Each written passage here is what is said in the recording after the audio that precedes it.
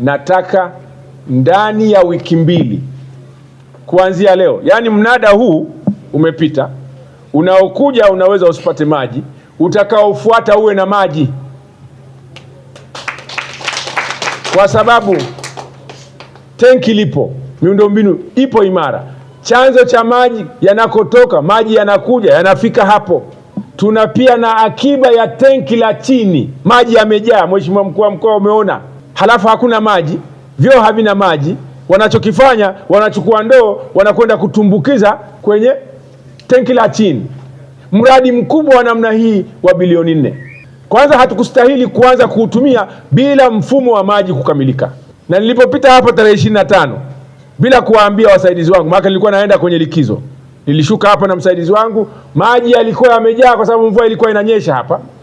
Kwa hiyo bado kwenye awamu ya pili tutengeneze mifumo ya kusafirisha maji. Ziko taa zilikuwa haziwaki, maana sikuwa na funguo, lakini angalau niliweza kukagua kwa nje. Eneo hili taa zilikuwa haziwaki. Lile jengo ambalo ndio mnada unakofanyikia, kuna eneo linavuja, maji yalikuwa yanavuja. Nikaenda kwenye tenki pale, nikazungumza na walinzi, nikaangalia maji yapo, lakini huku hakuna maji.